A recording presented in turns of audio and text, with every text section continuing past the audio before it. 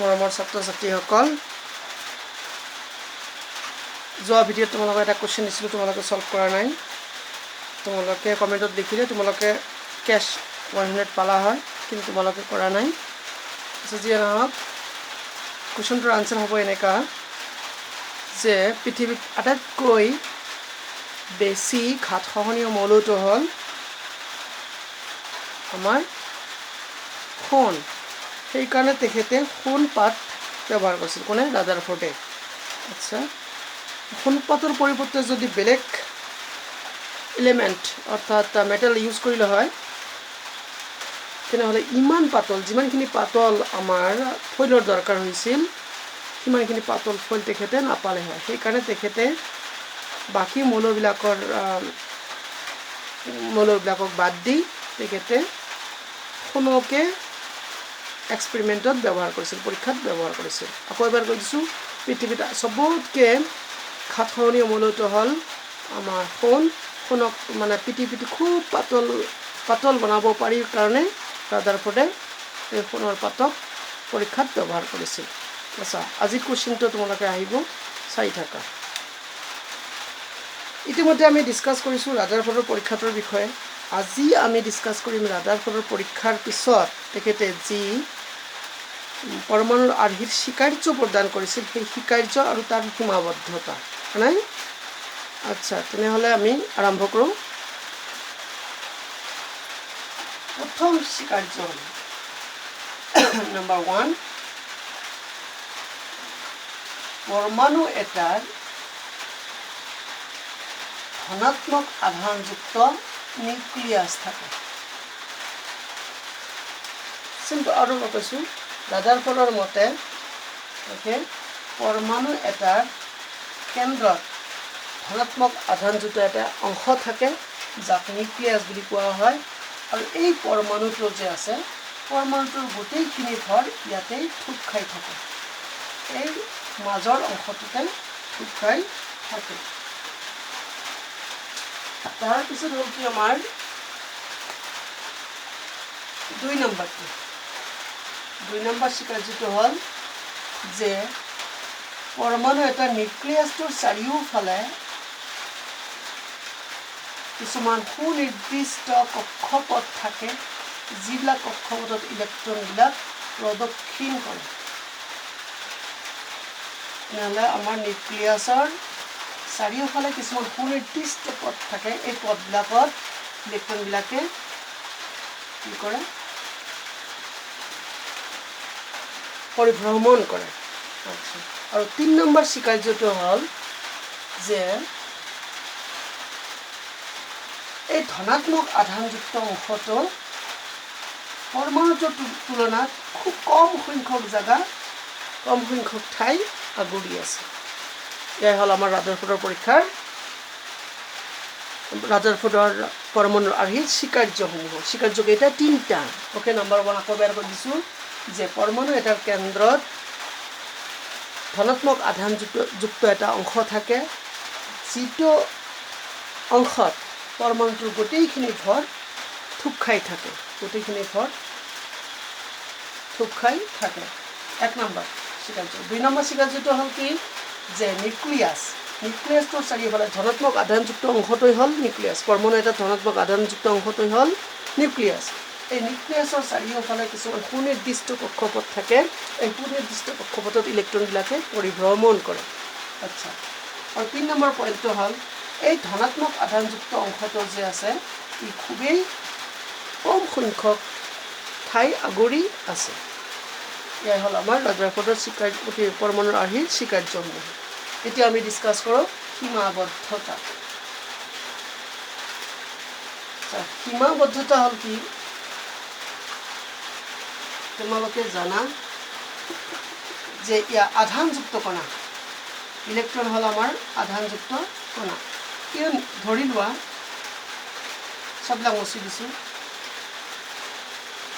এয়া আমাৰ নিউক্লিয়াছ আৰু নিউক্লিয়াছৰ চাৰিওফালে নিৰ্দিষ্ট এটা পথ আছে এই পথত ইলেক্ট্ৰনবিলাক কি কৰি আছে ঘূৰি আছে ধৰি লোৱা ক্লকৱাইজ ঘূৰি আছে আচ্ছা এতিয়া বৃত্তাকাৰ পথত কিবা এটা বস্তু বৃত্তাকাৰ পথত যদি কোনো এটা বস্তু ঘূৰি থাকে তেনেহ'লে ইয়াৰ ত্বৰণ ঘটে।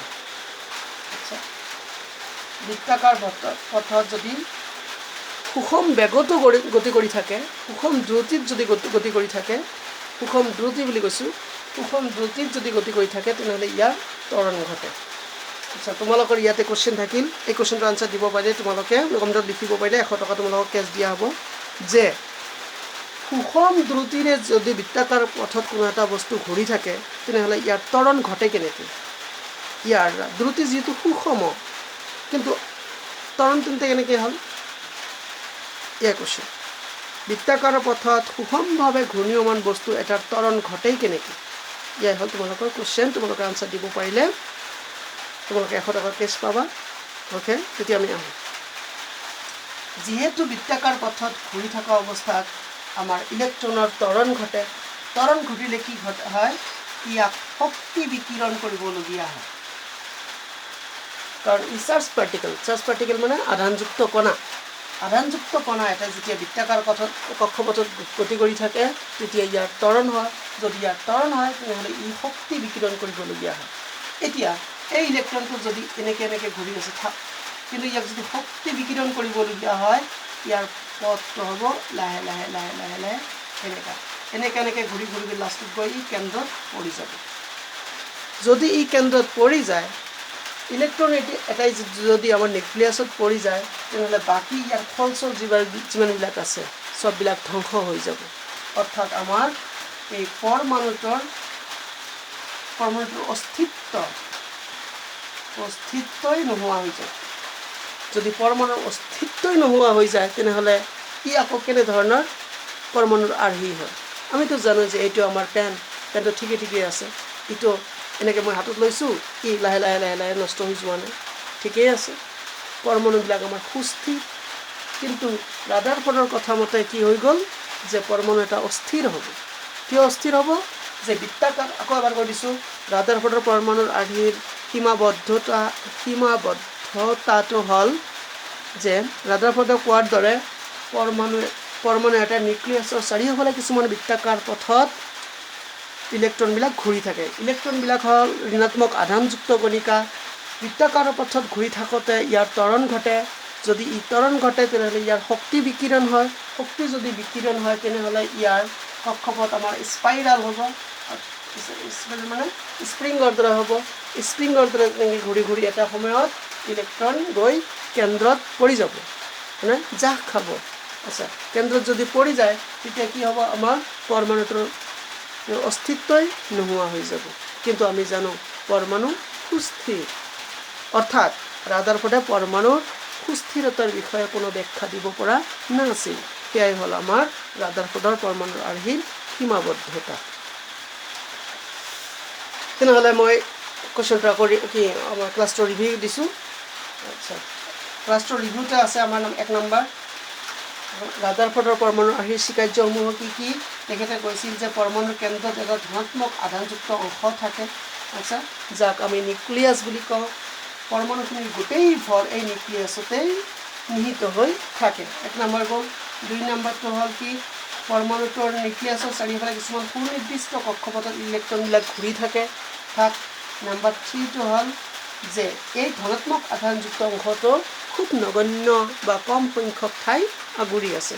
এয়াই হ'ল আমাৰ ৰাদাৰফৰ্ডৰ পৰমাণুৰ আৰ্হিৰ স্বীকাৰ্যসমূহ। সীমাবদ্ধতা হ'ল কি, যে তেখেতে কোৱাৰ দৰে ঋণাত্মক আধানযুক্ত ইলেক্ট্ৰন এটাই নিউক্লিয়াছৰ চাৰিওফালে যেতিয়া ঘূৰি থাকে তেতিয়া ইয়াৰ ত্বৰণ ঘটে।